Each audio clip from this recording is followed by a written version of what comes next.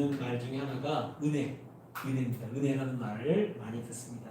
그래서 우리가 은혜 받았다 그렇게 얘기를 하는데, 여러분 우리가 이 은혜에 대해서 오늘 이 본문은 우리에게 너무나 중요한 사실을 가르쳐주고 있습니다. 그래서 우리가 정말 하나님께 어떤 은혜를 받았고 또 우리가 어떤 은혜를 누리고 있는가, 또 하나님이 내게 어떤 일을 행하시는가 오늘 말씀 통해서 같이 살펴보고 그 하나님의 은혜에 감사하는 그런 시간이 되었으면 좋겠습니다. 오늘 말씀을 보면 예수님께서 이 1절에 보면 그 후에 유대인의 명절이 되어 예수께서 이 예루살렘에 올라가시니라 라고 그렇게 말씀하고 있어요. 그러니까 우리가 지난주에 말씀하고 4장의 마지막 부분에 그 왕의 신하를 붙이는 거는 갈릴리 가나에서 있었고, 지금 이것은 바로 예루살렘에서 지금 다시 이 사건이 시작되고 있다는 것을 보여줍니다. 그러니까 상당히 오랜 시간 지난 거예요. 갈릴리로 갔다가 명절에 되어서 다시 예루살렘으로 올라오셨어요. 그러니까 요한이 꼭 필요한 것들만 이렇게 뽑아서 이 요한복음을 적었어요. 그래서 요한복음에는 기적이 7번이 나옵니다. 7번 기적이 나오는데 7번 중에 오늘 세 번째 기적이 바로 이 38년 된 병자를 고치는 거예요.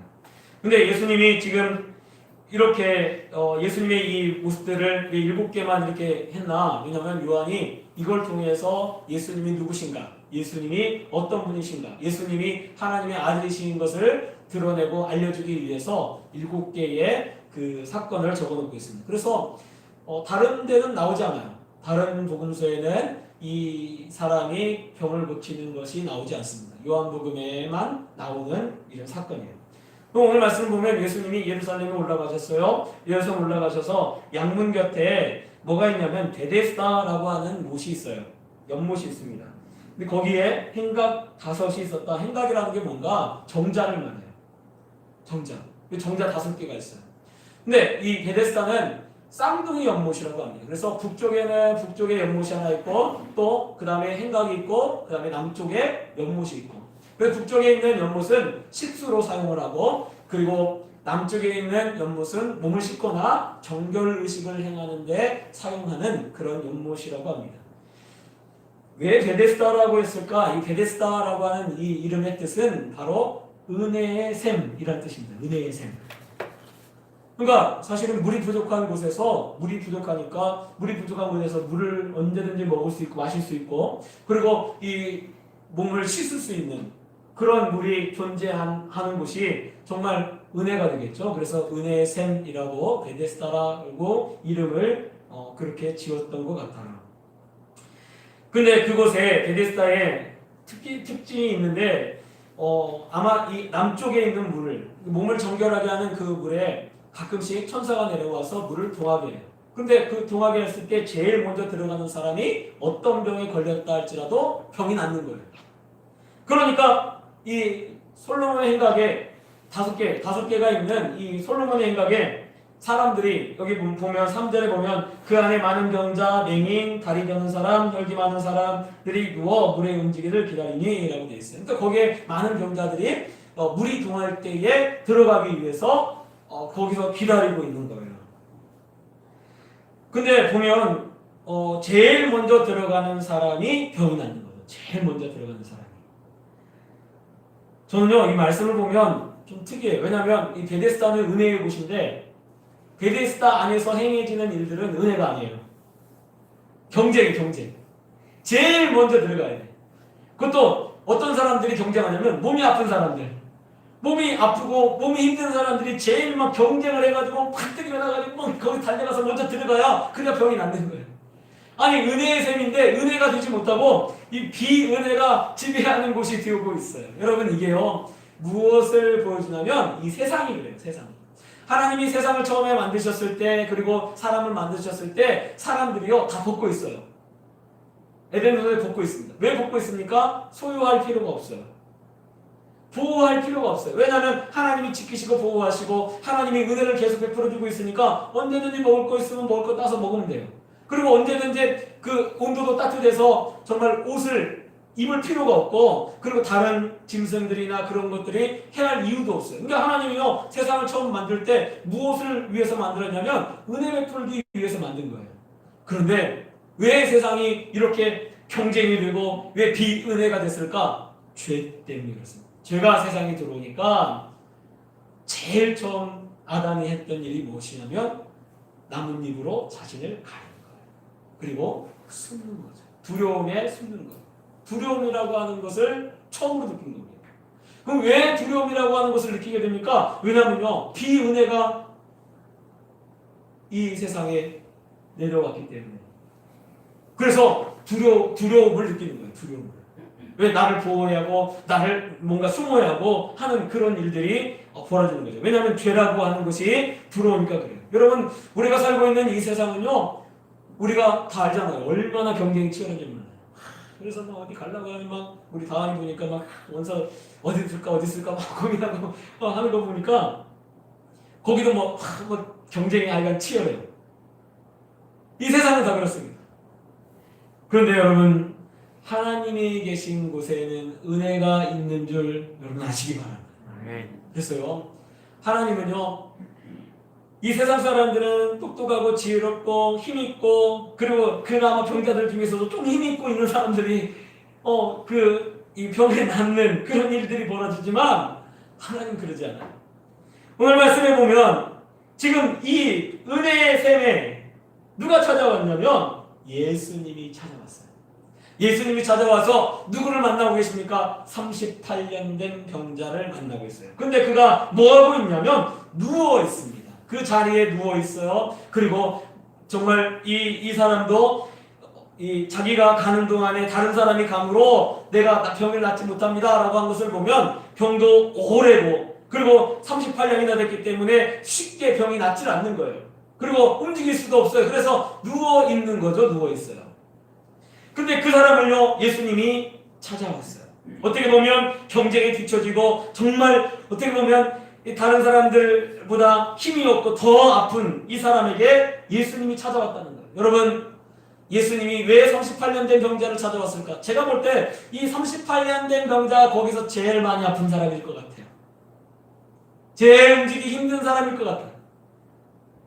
여러분 하나님의 은혜는 바로 이와 같습니다.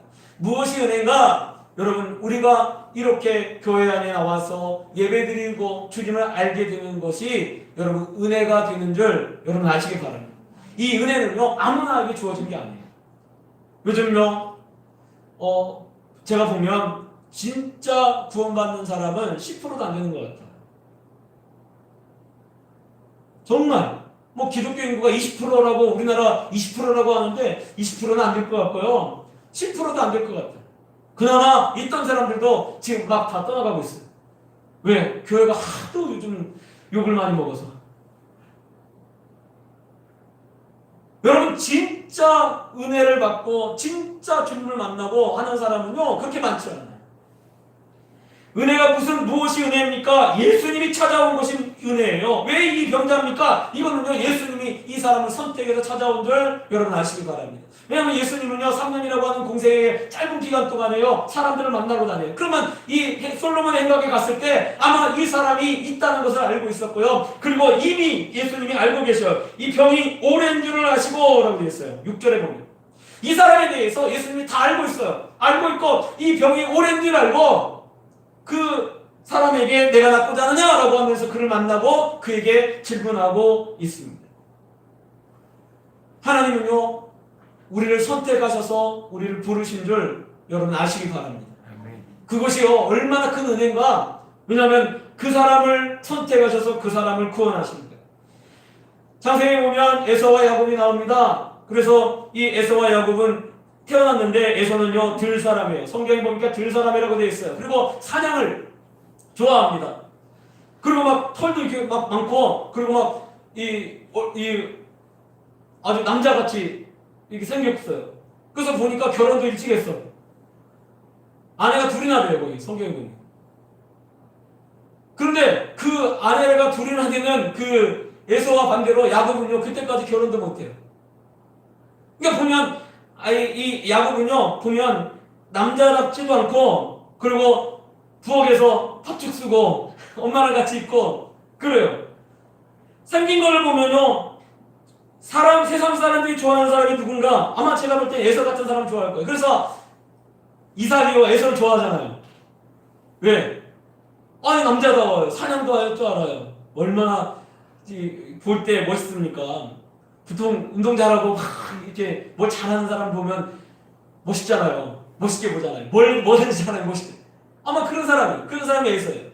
그런데 하나님은요, 뱃속에 있을 때 리브가에게 말씀합니다. 큰 자가 어린 자를 섬기리라. 로마서에서 그걸 갖다가 바울이 뭐라고 얘기를 하냐면, 그 뱃속에 있을 때 무슨 선한 것이 나타나느냐? 선한 것이 나타나지 않았어요. 에서가 잘못하고 야곱이 더 잘하고 이런 게 없어요. 그럼에도 불구하고 뱃속에서 하나님께서 이미 야곱을 선택하셨다는 것을 보여줍니다. 그래서 우리의 구원은요, 누구의 선택으로 말미암냐면 하나님의 선택, 예수님의 선택으로 말미암다는 것을 여러분 아시기 바랍니다. 그래서 오늘 이 말씀에도 보면요, 왜 그 많은 사람들, 거기 있는 행각에 있는 모든 사람들 다 고치시하죠. 근데 그러지 않고요, 다른 사람만 고쳤어요. 그게 누구예요? 38년 된 병자. 여러분, 우리에게 이 38년 된 병자는요, 어떤 의미를 가지냐면, 이 38년 된 병자가 누군가? 바로 나예요. 예수님이 그 많은 사람들 중에 지금 나를 찾아오셨다는 것을 여러분 아시기 바랍니다. 그래서 내게 지금 어떤 은혜를 베푸나? 바로 이 38년 된 병자와 같은 은혜를 베풀고 있다는 것을 여러분 아시기 바랍니다. 막 경쟁하는 그 속에서 하나님이 내가 너를 택했지, 내가 너를 불렀지, 내가 너를 치유하지, 내가 너를 낫게 해주고, 내가 너를 다시 일으켜주고, 내가 너에게 다시 새 힘을 줄 거야 라고 주님이 선택해서 우리를 부르신 줄 여러분 아시기 바랍니다. 그래서 오늘요 보면요, 예수님께서요 우리에게 은혜를 베풀기 위해서 우리를 찾아오신 거예요. 자, 이 사람을 찾아왔어요. 그리고 예수님이 그를 하시고 그에게 말씀합니다. 그가 누워있습니다. 그는 병이 오래인 줄 알았어요. 그래서 주님이 말씀하시죠. 그 오래된 병자에게 내가 낫고자 하느냐라고 묻습니다. 예수님이 왜 이렇게 물었을까? 여러분 한번 생각해 보세요. 38년 된 병자입니다. 병이 오래면요, 사람들이요 나을 생각을 안 해요. 야, 이게 낫겠어? 이게 무슨 낫겠나? 38년 된 병자, 또 여기 솔로몬 행각에서는요, 이 병자들이 뭐하나? 사람들이 가져다 주는, 구걸을 하면서 사람들이 가져다 주는 것으로 먹고 사는 거예요. 이 38년 된 병자에게 예수님이 내가 낫고자 하느냐? 라고 물었어요. 그랬더니 이 사람이 대답합니다. 주여, 물이 움직일 때에 나를 못에 넣어주는 사람이 없어 내가 가는 동안에 다른 사람이 먼저 내려갑니다 라고 이야기를 했죠. 자, 이 사람의 대답은요, 바로 무엇을 보여주냐면, 아마 예수님이 이렇게 말씀하니까 예수님이 나를 넣어주려는 것 같다. 왜? 예수님 혼자 온 게 아니야. 예수님 제자들과 같이 왔어요. 예수님 제자들 같이 와서 여러 명이 와가지고 내가 낫고자 하느냐 그러니까 이 사람이 나를 넣어주려는 것 같다. 그래가지고 예수님이 이렇게 말하는 거예요. 나를 넣어줄 사람이 없어서 내가 낫지 못합니다 라고 그렇게 이야기를 하고 있는 거예요. 38년이나 됐어도 이 사람은요, 어떤 기대를 가지고 있냐면 하나님이 나를 치료하실 거야. 또 38년 된 병자였음에도 불구하고 그가 이 베데스다 못에 들어갈 날을 손꼽아 기다리고 있었다는 것을 말씀이 가르쳐 주고 있습니다. 여러분, 많은 사람들이요, 우리 하나님께 기도합니다. 막 기대해요. 기도하고 기대해요. 근데 기도하면서 38년 정도 되면요, 다 포기해요. 기도 38년까지 안 가. 보니까 조금 하다가 막 기도하다가 에이 안 되네. 그리고 말아버려요. 우리 학생들이요, 풀어내려갑니다. 풀어내려가면 얼마나 영광하면서 막 하나님을 찬양하지 몰라요. 거기서 팍팍 뛰면서 찬양해요. 그리고 막 너무 좋아가지고 주를 위해 살겠습니다. 그러고 막 그래요. 근데 한 달? 한 달 지나면 내가 그랬나? 38년까지 안 가. 38년까지 안 가. 몇 달 지나면 또 그 전하고 똑같이 돌아가요. 그런데 여러분, 이 사람은요, 38년 동안 지금 사실은요, 38년이 됐음에도 불구하고 포기하지 않고 기다리고 있는 거예요. 기대하고 있는 거예요. 여러분 제가 지난주에 말씀드렸습니다. 믿음은 기대입니다. 믿음은 기대예요. 정말로 믿는다면요 기대하는 거예요. 하나님께서 나를 축복하시고 나에게 은혜를 주실 것을 믿는 겁니다. 그것이 기대예요. 여러분 창세기 15장에 보면 아브라함이 나옵니다. 아브라함이 낙심했어요. 낙심했을 때 하나님이 나타나셔서 아브라함에게 아브라함아 내가 너의 큰 상급이다. 그러니까 아브라함이 낙심해가지고 주께서 내게 자식을 안 줬는데 상급을 줘봤자 무슨 소용입니까? 내 종 엘리에셀이나 이 엘리에셀이 다 물려받을 겁니다 라고 얘기를 해요. 그랬더니 하나님이 그래요. 아니다. 내가 하늘의 별을 봐라. 저 네 자손이 하늘의 별처럼 많으리라 라고 그렇게 얘기를 합니다. 그랬더니요 아브라함이 그 말을요 믿었어요. 그리고 그 뒤에 말씀에 뭐라고 했냐면 아브라함이 이를 믿으니 하나님께서 이를 의로 여기시고 그걸요 의롭다라고 그렇게 말씀하고 있어요. 아브라함은 아무런 증거가 없었어요. 그럼에도 불구하고 지금 아직 자녀가 없어요. 하나님이 약속하셨어요. 몇 년이 지났어요. 그럼에도 불구하고 여전히 하나님이 말씀하시니까 그 말씀을 그대로 믿어요. 기대해요. 아마 이 사람은요 예수님이 자기를 넣어줄 줄 믿었던 것 같아요. 넣어줄 줄로 생각했던 것 같아요. 중요한 것은 이 사람은요 포기하지 않았다는 거예요. 여러분 하나님이 우리 기도를 반드시 들으시는 줄 여러분 아시기 바랍니다. 아멘. 우리 소원을 아셔요.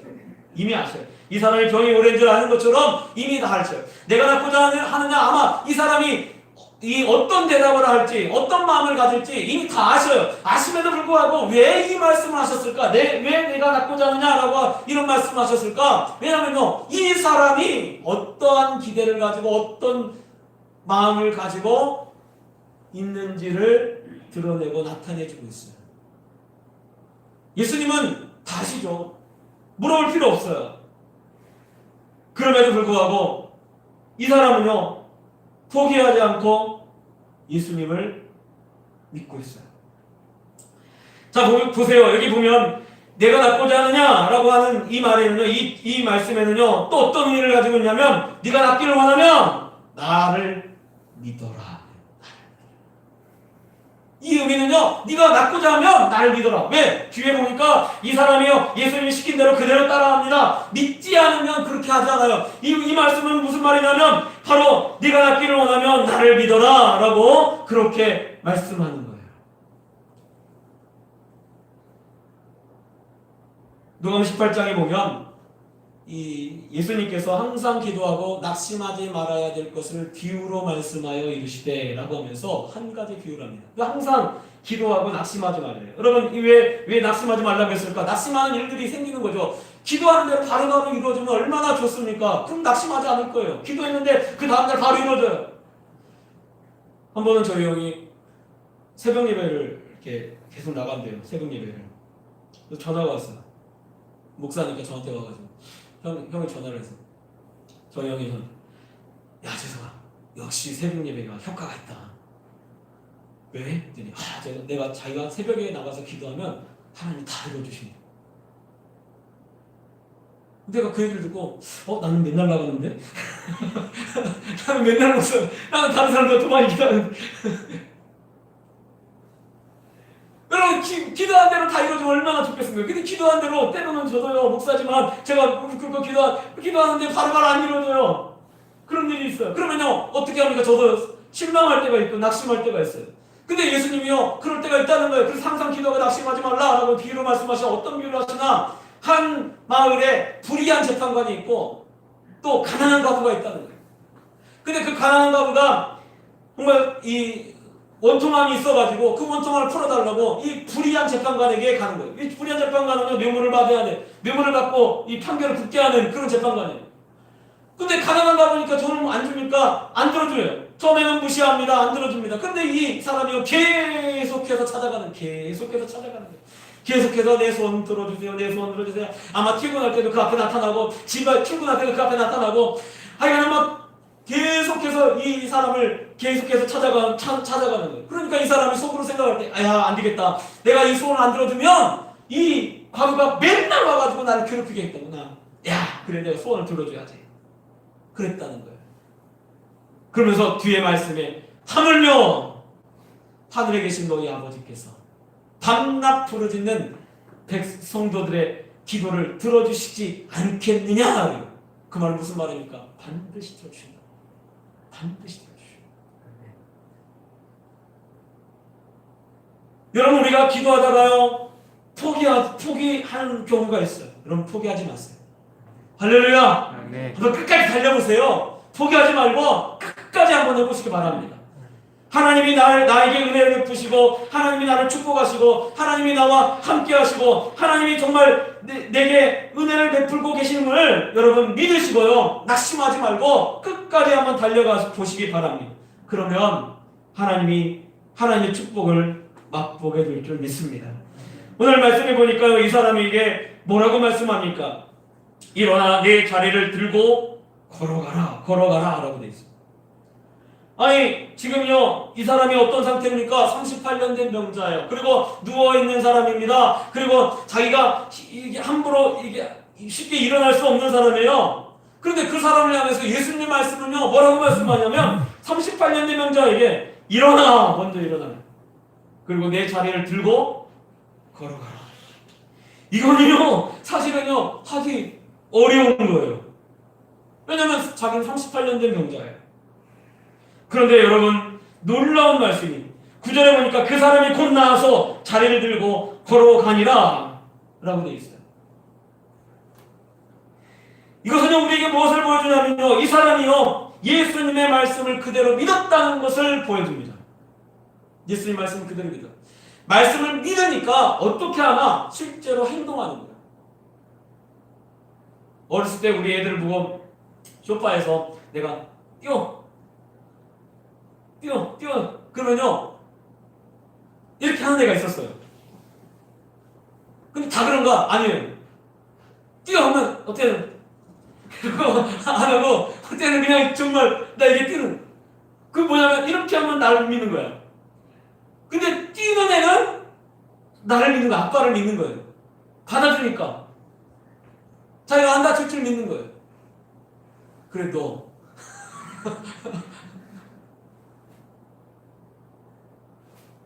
여러분, 우리가요 정말로 예수님의 말씀을 믿는다면요 그대로 순종할 거예요. 근데 안 믿으니까, 못 믿으니까 순종 못 하는 거예요. 못 믿으니까.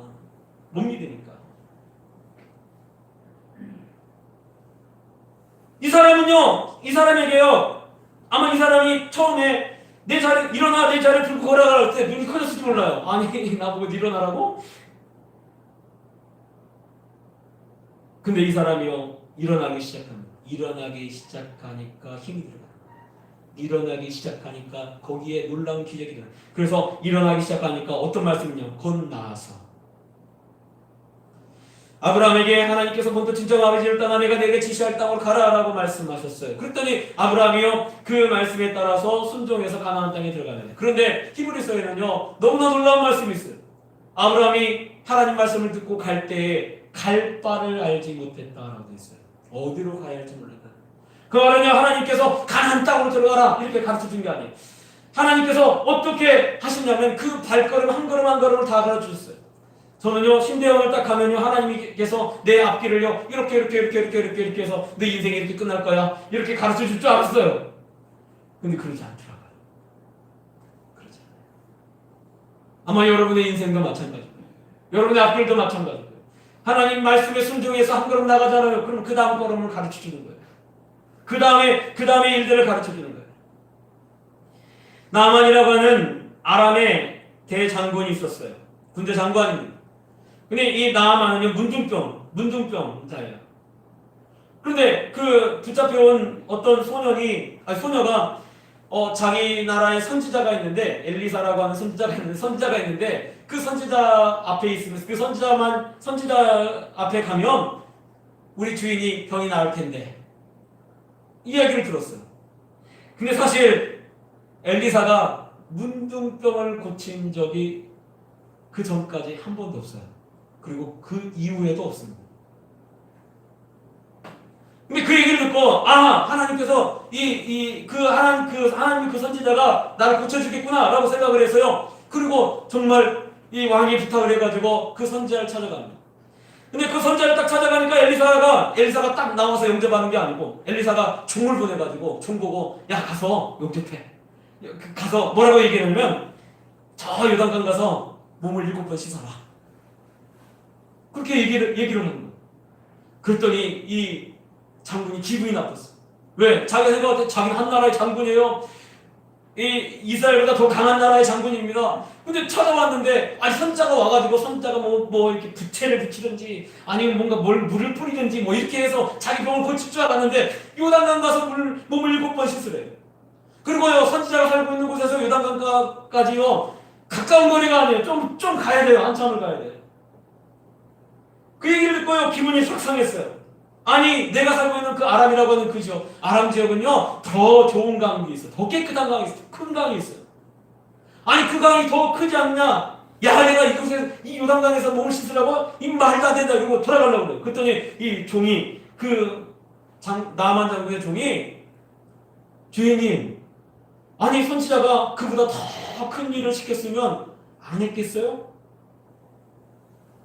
아니 근데 뭐 가서 요단강 가서 몸을 씻으라고 7번 씻으라는 거 씻어 깨끗하게 하라고 하는 건데 그처럼 쉬운 게 어디 있습니까? 라고 하는 소리를 딱 듣는 순간에 나아만이 자기 생각을 내려놔요.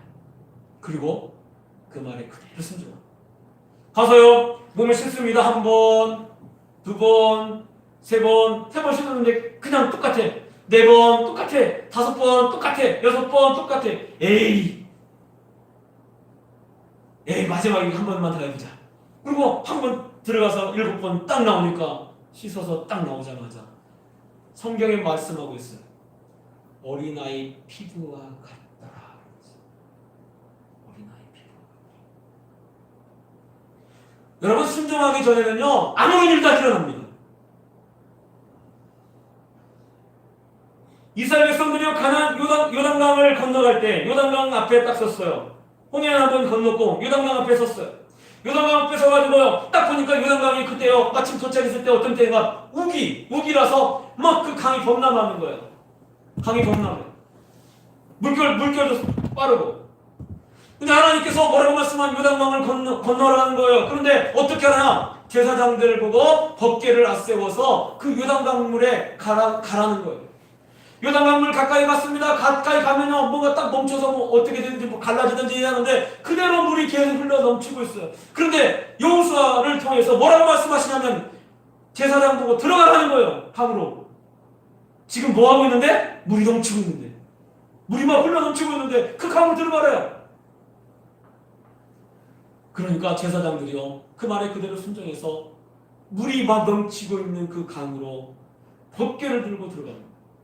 법궤를 들고 들어가는데 그 발이 강물에 딱 닿자마자 어떤 일이 일어나냐면 한 20km 정도 그 위쪽에서 물이 쌓이기 시작해요. 갑자기 아무것도 없는데 물이 끊어지고 물이 담처럼 쌓여서 그 발걸음해서 요단강으로 들어갈 때마다 점점 물이 사라지는 거예요.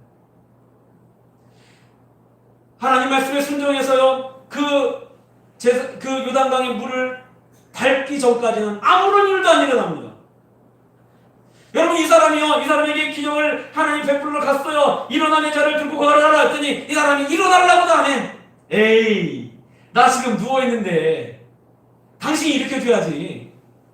그리고 아무 일도 안 했으면 아무런 일도 안 일어나는 거예요. 근데 이 사람이 어떤 마음을 내냐면 일어나려고 하는 거예요. 여러분 케네스 해긴이라고 하는 목사님이 있어요. 나는 기적을 믿는다라고 하는 그 책을 쓰셨는데 거기 보니까 그 케네스 해긴이라고 하는 목사님이 원래 18살 그 선천적인 병이 있어가지고 18살밖에 살지 못한다는 거예요. 그런데 18살밖에 살지 못하는 그때쯤 돼가지고 18살쯤 돼서 이제 죽어가는 거예요. 이 침상에 누워가지고 이제 의사도 가망 없다고 하고 그리고 목사님도 찾아와서 목사님도 이렇게 하고 이제 마지막을 준비하자고 부모님께 그렇게 말씀하는 걸 들었어요. 마침 그 병상에 뭐가 있었냐면 마가복음 쪽복음이 있어요. 마가복음만 이렇게 편집해 놓은 그 쪽복음이 있었어요. 근데 그분이요 누워가지고 병상에 누워서 그 마가복음을 보기 시작한 거예요. 왜냐면 자기에 대해서 너무 답답해서 그 마가복음을 보다가 하나님의 뜻을 알고 싶어서. 그래서 막 보다가 어디에 말씀을 딱 보게 됐냐면 너희에게 겨자씨만한 믿음이 있으면 이 산을 명하여 저 바다에 던지라 할지라도 그대로 되리라. 그 말씀을 딱 본 거예요.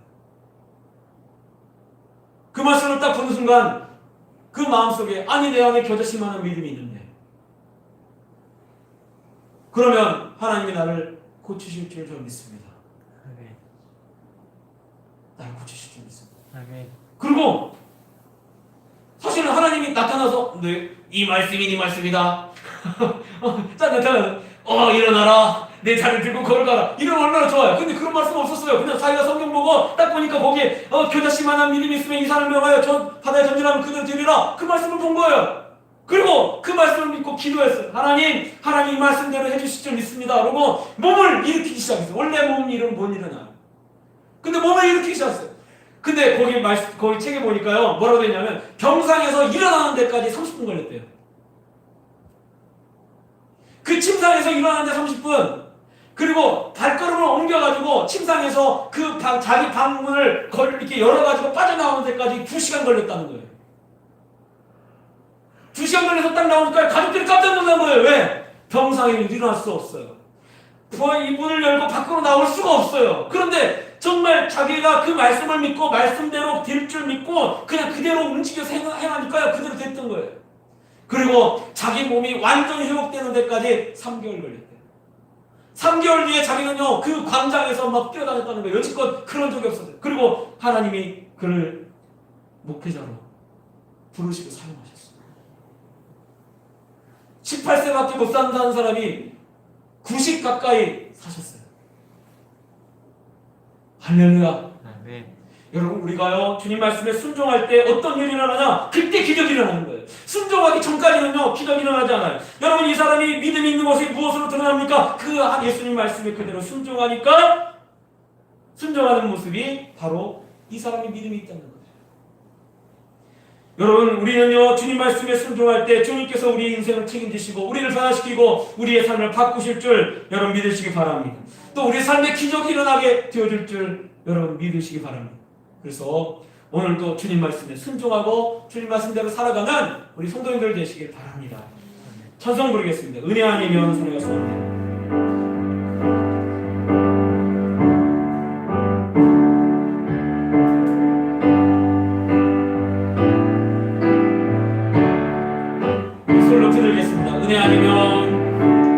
은혜 아니면 살아갈 수가 없네.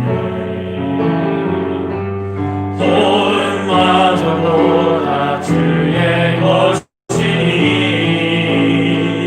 세상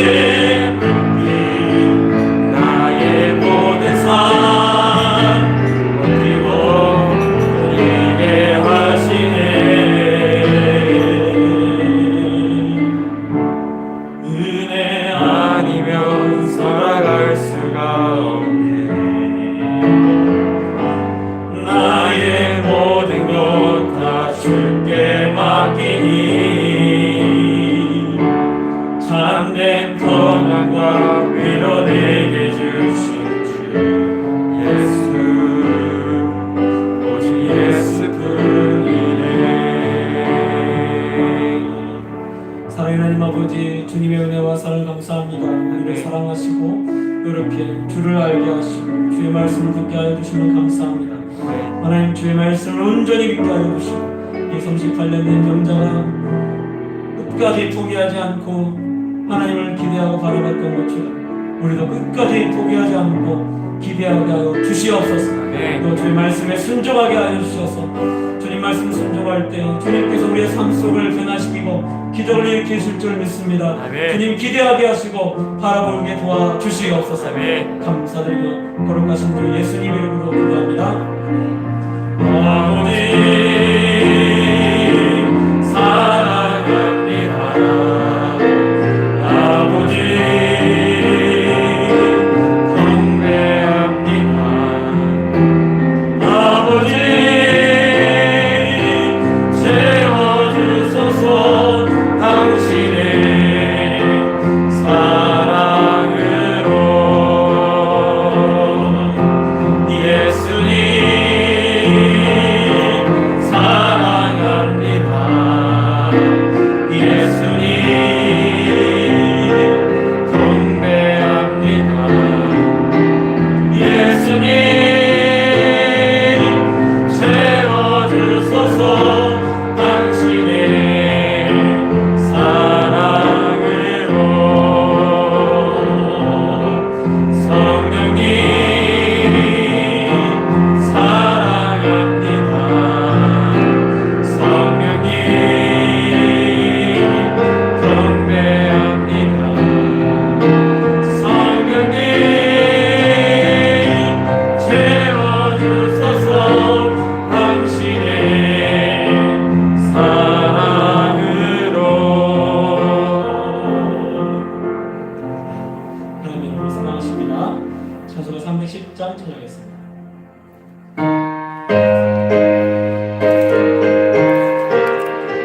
우리 같이 찬양하겠습니다.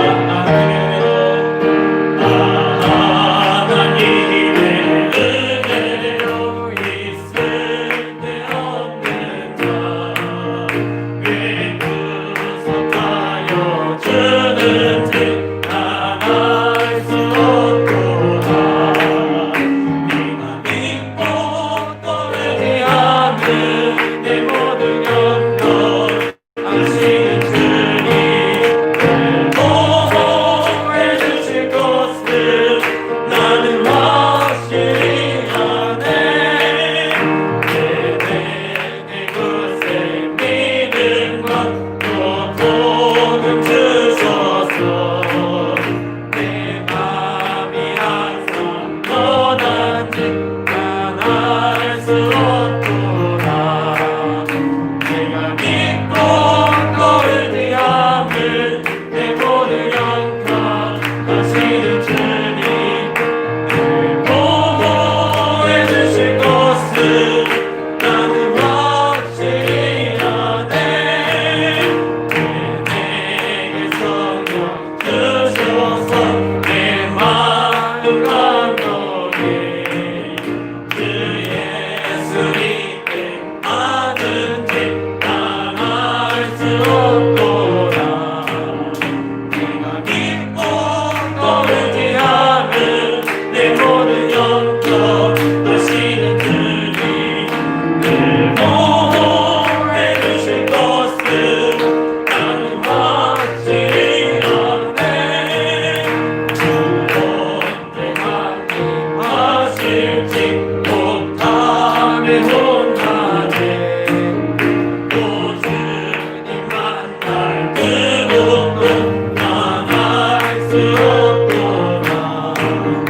내가 믿고 또 의지하는 내 모든 영광 하시는 주님 보호해 주실 것을 나는 확실히 아네. 기도하겠습니다. 사랑의 하나님 아버지 주님의 은혜와 사랑 감사합니다. 주 앞에 나올 때 그냥 나오지 않고 또 이렇게 귀한 예물 준비해서 하나님께 드립니다. 11조로 감사함으로 건축원금으로 성경금으로 구제원금으로 주일원금으로 이렇게 귀한 예물 준비해서 하나님께 드리오니 하나님 예물 받아주시고 이 예물이 쓰여지는 곳에 하나님 영광 나타나게 도와주시고 또 기도 제목들 다 이루어져서 하나님께 영광 돌리는 귀한 우리 성도님들 가정들 바쁘게 하여 주시옵소서. 특별히 각 가정에 있어야 할 것들을 늘 공급하여 주시고 필요를 채워주시고 하나님께서 축복하여 주시옵소서. 감사드리며 거룩하신 주 예수님 이름으로 기도합니다. 교회 소식 전하겠습니다. 신종 코로나 바이러스가 유행하고 있습니다. 저녁에 확산되지 않도록 나라를 위해서 기도해 주시고 건강에 유의하시기 바랍니다. 아직 167명 정도라고요. 당분간 주일 오전 예배만 딱 드립니다. 그러니까 여러분 예배 한 번 예배 드리는데 최선을 다해서 예배하는 그런 성도님들 되시기 바랍니다. 이게 얼마나 갈지 모르겠어요. 추석 전까지는 이러지 않을까라는 생각이 듭니다. 이렇게 계속 예배를 이렇게 드리니까 여러분 기도하시고 또 교회에서 실시간 온라인 예배를 드리고 있습니다. 만약 못 오실 경우에 혹은 몸이 아프거나 이런 경우에 온라인으로 실시간 예배에 참여하시기 바랍니다. 옆 사람 인사 나누겠습니다. 사랑과 축복합니다. 축복합니다. 예, 모두 잘 일어나셨습니다. 저희 635장 전하겠습니다.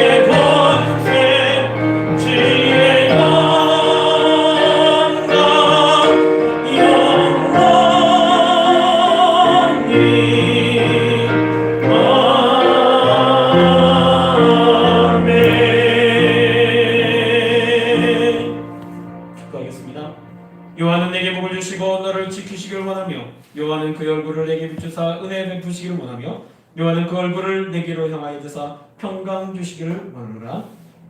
이제는 우리 주 예수 그리스도의 은혜와 하나님 아버지의 크신 사랑하심과 성령님의 강함도 교통교제 위로 충만하시고 내가 어떤 은혜를 받고 있는지를 깨닫고 예수님의 말씀을 그대로 믿고 순종하여 기적의 주인공들이 되기로 마음에 다짐하고 결심하는 사랑하는 우리 부심께 성도들 머리 위에와 고개 숙인 모든 성도들 머리 위에 그리고 우리 부심께 머리 위에 이제부터 영원토록 함께 있을지어다. 아멘.